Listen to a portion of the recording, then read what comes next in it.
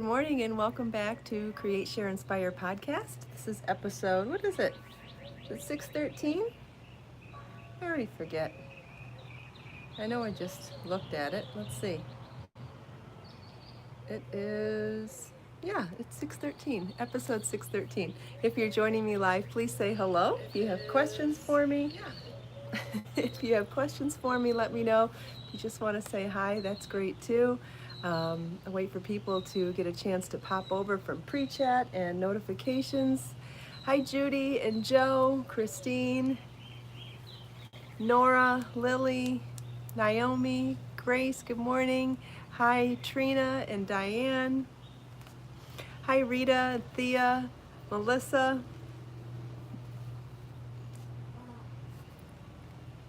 Whoa, what was that? Something weird made a noise outside. Hi Sabrina, good morning. Hi Lisa, Trina.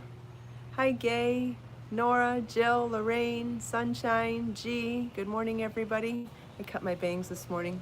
They look a little short, oh well. Hi Constance. Hi Kim. Good morning everybody. What is it, Tuesday? Happy Tuesday. Hi Margaret and Jackie. Hi Carrie. Hi Lorraine. Oh, thanks. I'm still using that same trick.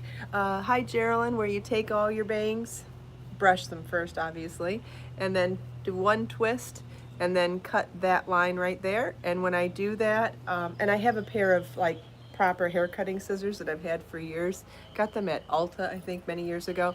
It ends up giving you, by twisting it first, it gives you that little bit of angle at the ends there. I don't know, it's working. I tried this years ago and I did a horrible job at it. Maybe I didn't have hair cutting scissors yet then, but I'm feeling like it's working really well for me now. Hi, thanks Lottie, I'm glad you like it. I've done it in the past and didn't like the way it worked out, and now I've been doing it for 3 months straight and it's working great. I feel like I'm trimming them a 1/4 inch every 2 weeks. Does that sound about the right rate of growth? Yeah, Grace, it works perfectly. I have no interest in going back for bang trims at a hair salon after this. This is just way too easy. Save me the money and the tip. It's just too easy. It took me not even a minute to do it this morning. I was blow drying my hair and I realized they were too long and I pulled out my scissors and I was done in seconds. Yeah, save the money. Absolutely. I saw a question and it went by really quickly and I don't know where it went now. Thought there was a question. Maybe there wasn't. Well, welcome back to Create, Share, Inspire podcast, everybody. I'm Kristin Omdahl, and this is episode 613. We're here live in my beautiful tropical backyard. Oh, look at these colors. We've had so much rain that it's really making all the colors look so vibrant and lush. I love it so much. My plants are growing really well still too. Oh, you know what? I didn't think we were going to do a plant update today, but I just realized my flowering aloe is flowering, and I don't think you guys have seen that yet, have you? This is the aloe that Marlon bought me for Christmas the first year we moved into this house. We first started renting it, so that would have been a 1.5 years ago now. So not only so it started out as the 2 tall aloe plants, and you can see I have tons of babies in the bottom there, which means it probably needs to be replanted. But the plant stands about 4 feet tall now. I don't know if you can get a scale or get the scale of it, but do you see the flowers at the top? Aren't they cool?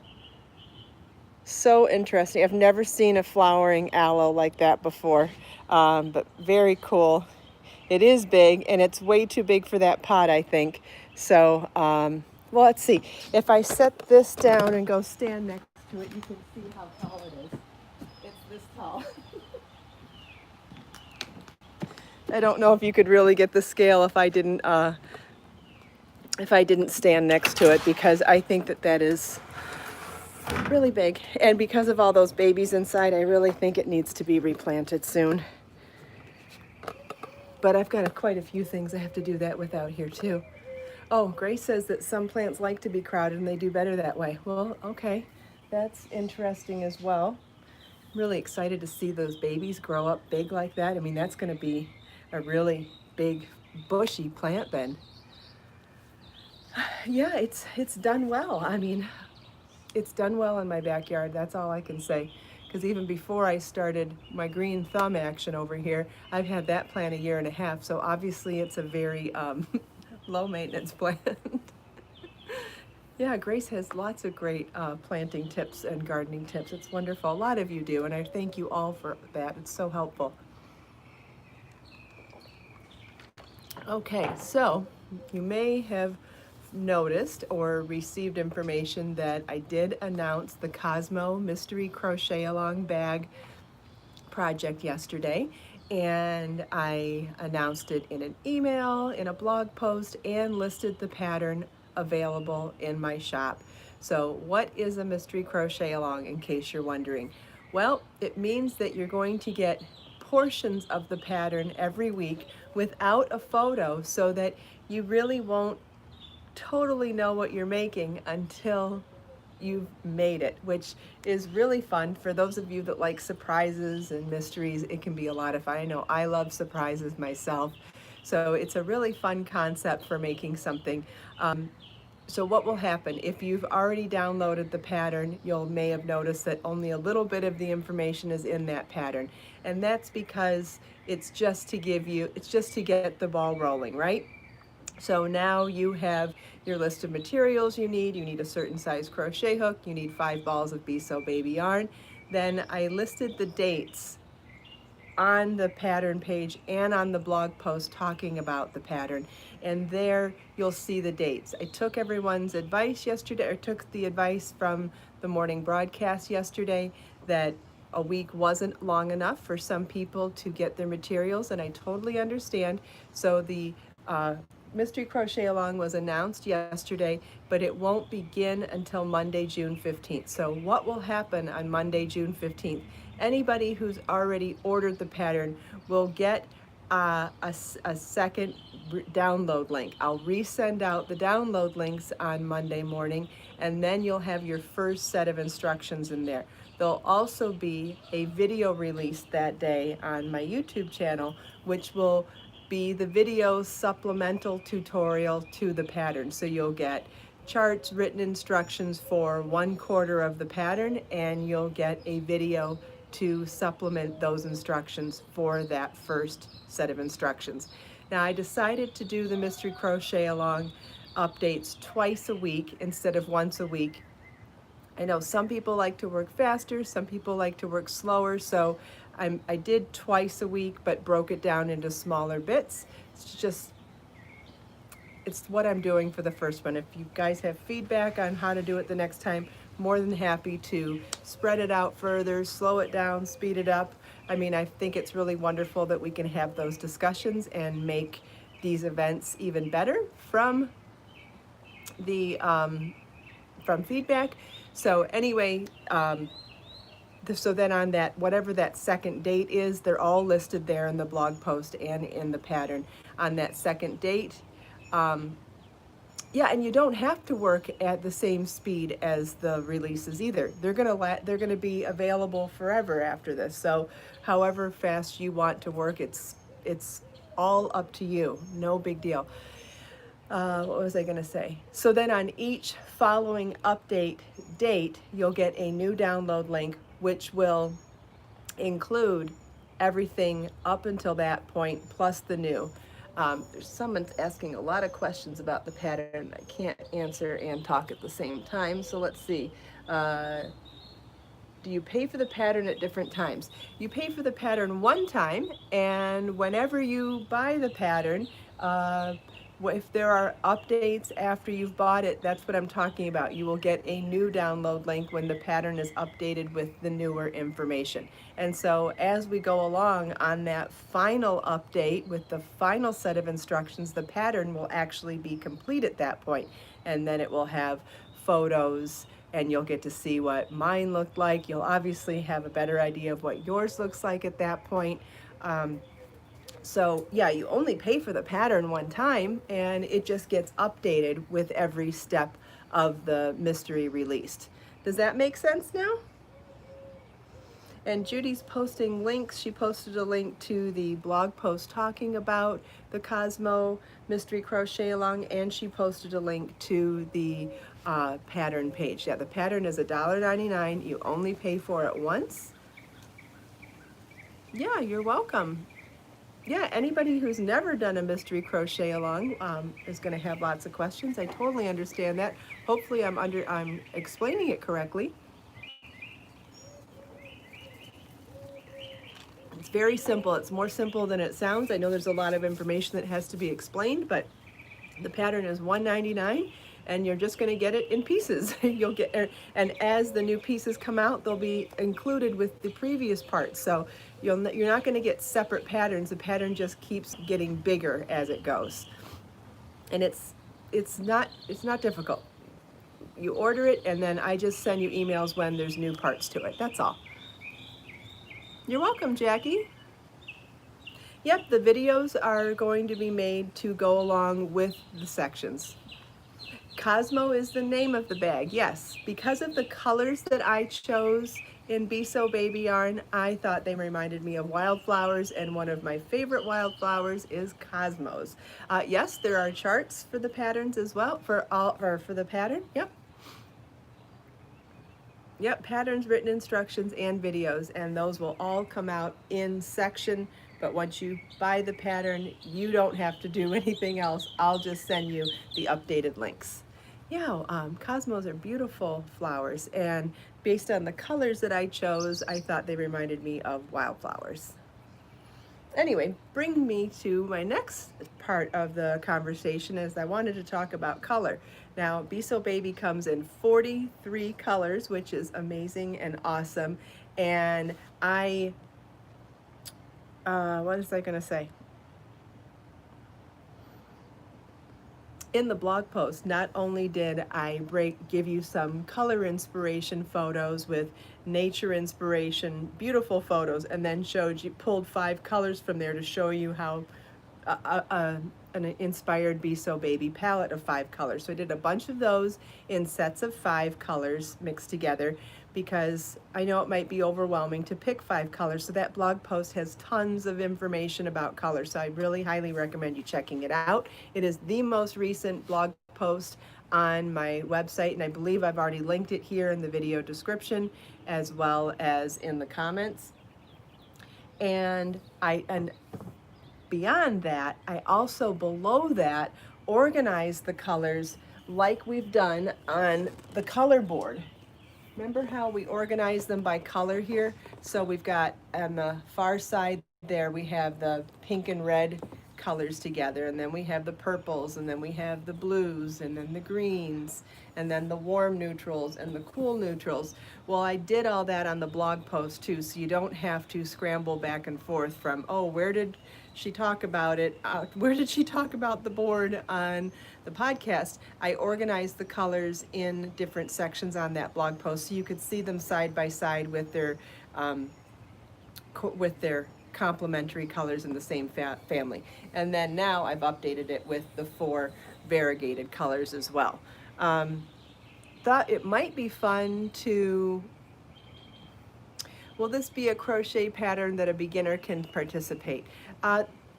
There's nothing incredibly difficult about the pattern. There is a variety of stitches used, but they're all stitches that I have video tutorials for and written instructions for. So I don't think I don't think the pattern is difficult, but it does involve a variety of stitches to make it easy. But you know, they're like cluster stitches. It's nothing that difficult. Nothing that can't be learned by maybe not the first project ever, but by a beginner. I think it's something that you could certainly tackle and do. So, does anybody want to talk about color, or maybe we can, let's see if I can set this up and not have my hands on it. I don't know. There's something out in the yard that's making noise this morning. Let's see, can I turn? Oh, shoot. Dropped everything. Okay, well that's not gonna work. Let's see. If I move this over. Can we see all of it? Yeah, can mostly see it there. Drop my water, but it's just water, it's okay. All right, so what I was going to do is pull out the color wheel. So remember when we talked, so now that the colors are organized by color families, and you can do this at the blog post, and if you're on that blog post page and you have a color wheel, or, yeah, I know, I had something, I do have, well, I have that board, the writing board in my front office, but you're right. I think a second easel would be nice for out here for this board, since I like to use it a lot. I think it's a great way to talk about color, because even if we're talking about color for anything else, it's just really helpful to see so many colors organized by color, and then to be able to use this. So remember when we've talked about, well, we've got our color families already represented up there, right? But when you look on the color wheel, remember that there's these triangles and squares on here. So we have the triad, which is the larger triangle here, and that shows you which three colors opposite the board are complementary. Let's see, is this, I think this got wet. Hold on, let me see if I can fix it. Ah, I did, good. Will it still spin?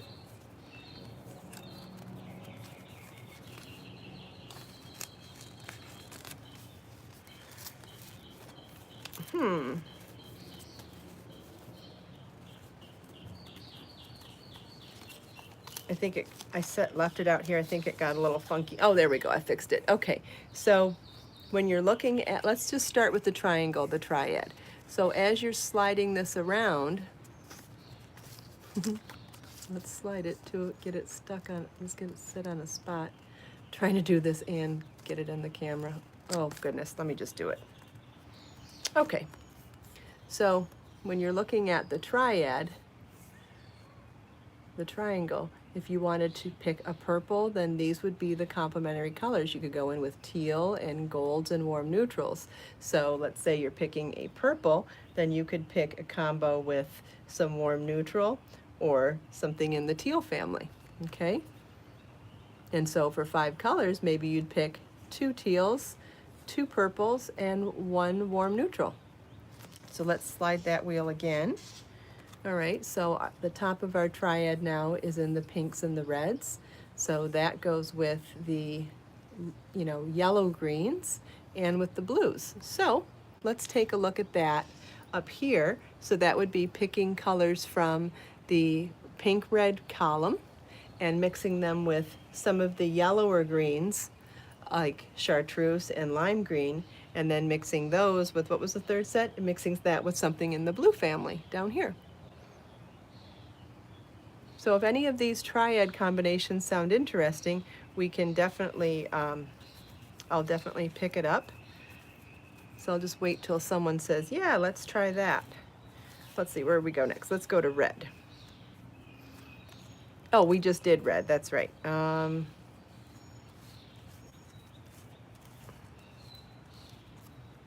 Okay, let's see, now let's try, okay, let's try split complementary colors now.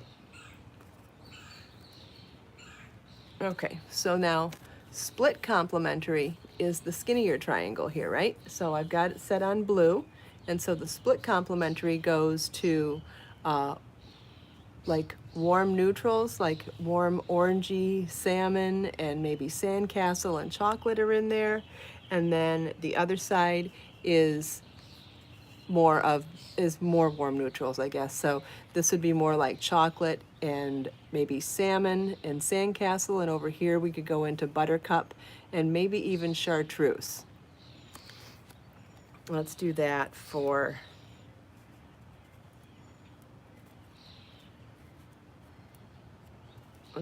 one of the purples. Okay, so here, so to look at the split complementary now, we're on the purples. And then that's with the skinnier triangle, the split complementary, that goes with the greens and the yellows, or like the yellow greens.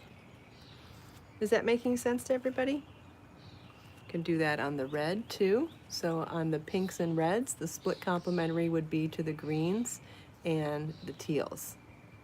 Teals, turquoisey teals colors. Okay, so now let's look at tetrad. Tetrad is the square, and that's where 4 colors line up.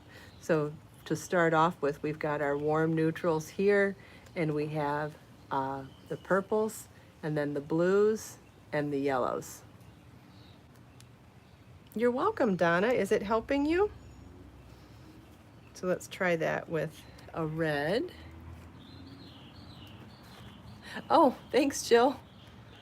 Okay, so now here's the tetrad, the rectangle with red and pink and cool yellows and greens and purples. All right, how about somebody pick a color on here and somebody pick one of those combinations. So let's have someone randomly pick from any of the colors and pick from tetrad, triad, or split complementary. And so we'll just we're going to try to do this randomly, and then I'll pick the colors that I would put together from there. Okay, Lisa picks red. Fine, so somebody pick triad, tetrad, or complementary, split complementary. And from one of those 3, I'll pull stuff together. Lisa picked red, so now I need someone to pick tetrad, triad, or split complementary.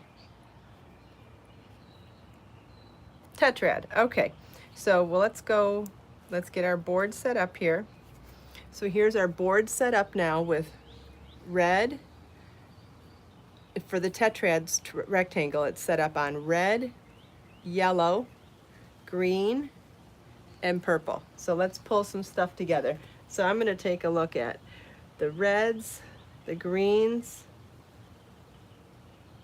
I'm going to say red, greens, yellows, and purples. Okay, so red, green, yellow, and purple. So it's from something from this column, that column, and that column.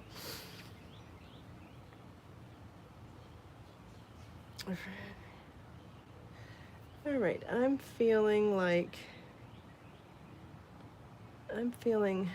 chartreuse.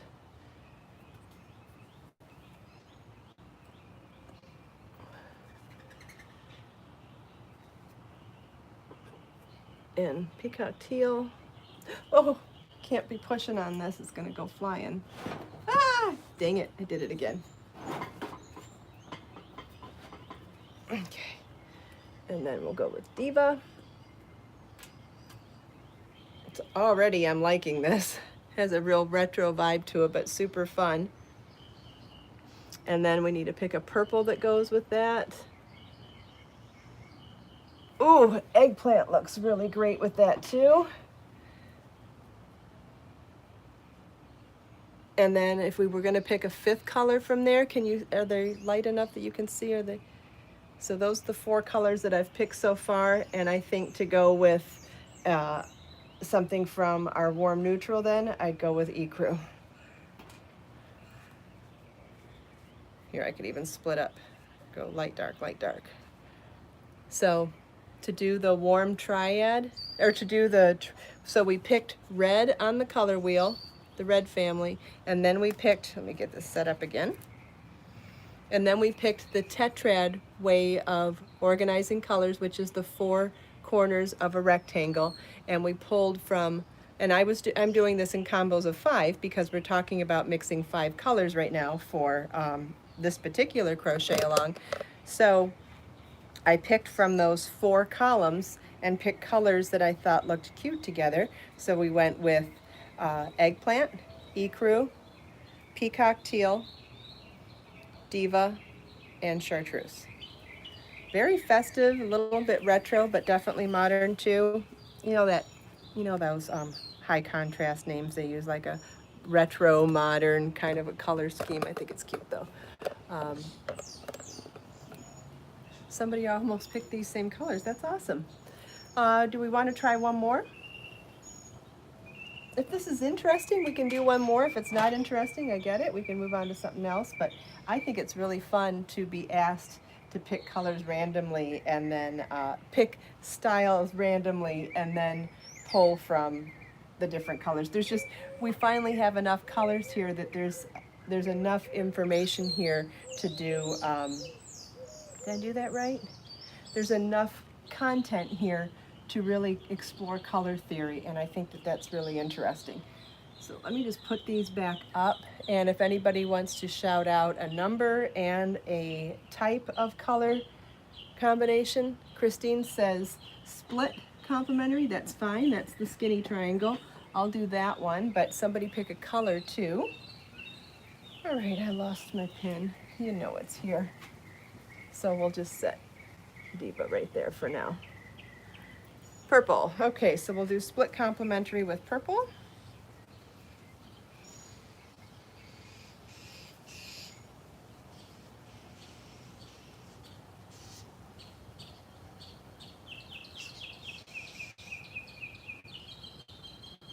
Okay, so here we go. We could do this in either one of the purples. We've got red violet, which some of our purples tend to be in the red violet, which is the warmer of the purples. And then those split complementary with the cooler neutrals and the and greens. And then there is the cooler purples, and they split complementary with the warmer neutrals and greens. So either way is interesting. Let's see, what purple do I want to pull though?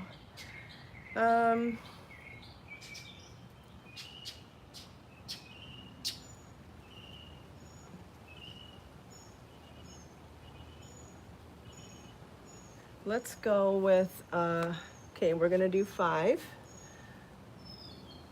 Let's go with the cooler blues, or cooler purples. So the cooler purples is going to go with warm neutrals and greens.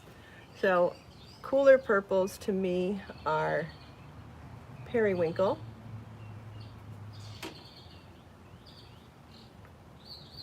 and green I could go with, gosh, we could do either mint or lime. Let's pull both. And then warmer neutrals, I was thinking gold would be cool with this. Buttercup too, but even chocolate would be pretty.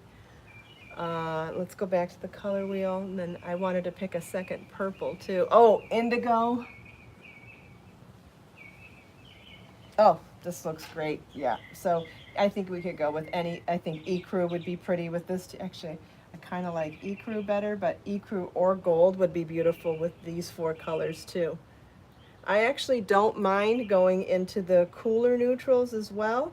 I think white would be beautiful, snowflake, or silver lavender, or platinum, or charcoal, or black. I actually think that these ones would work well with either the warm or cool neutrals. So I even think that we could swap out one of these greens and add in clover.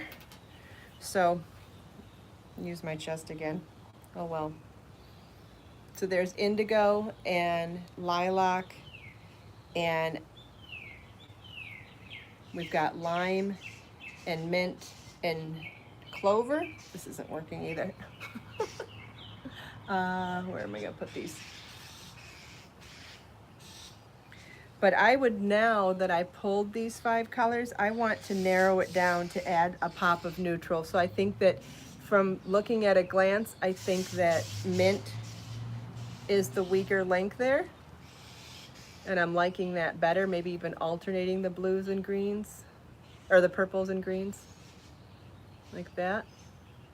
Oh, no, I meant to, lilac would be pretty here too. Hold on. Okay, lilac and indigo, lime and clover. Now, see how it takes a little bit of adjusting there?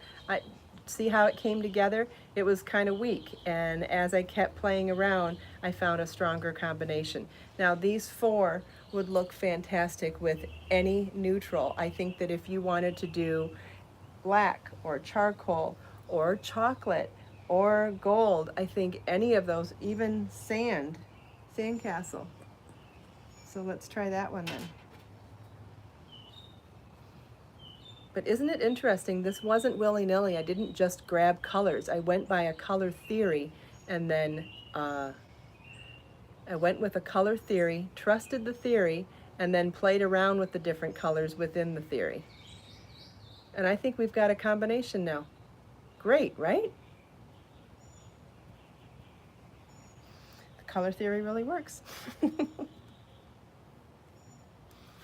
But I mean, with 43 colors, you could do this all day. You could randomly pick any one of those colors and choose any type of color theory and mix and match colors together. I mean, we could do it with the variegateds, we can do it with the solids, we could do it within complementary colors, split complementary, triad, tetrad. I'm sure that there are color theory names for picking 5 colors, but as you see here, you can choose any of those color theories, whether it's the 3 or the 4, and you can pull the extra colors you need to do a 5 combo,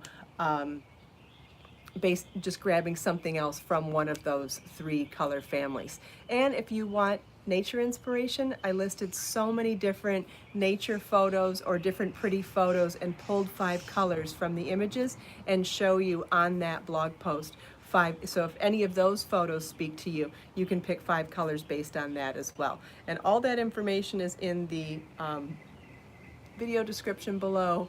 It's been shared in the chat here, and it's in the first fixed comment at the end of the video too. So I hope that helps. I hope it's fun, and we'll talk more about the Cosmo Mystery Crochet Along as the weeks progress. But for now, I think this is going to be super fun to pick your 5 colors. And if you have any questions or you need any help, you know how to reach me. Just leave a comment and I'd be happy to help you in any way that I can. Thank you all so much for taking time out of your busy day to spend a few minutes here with me. I hope you enjoyed my backyard, my plant updates, the show and tell, talking about color theory, chatting with me and everyone else here. Let us make time to create, share, and inspire today and every day. Have a wonderful day, everybody, and I'll see you here tomorrow. Same time, same place. Bye-bye.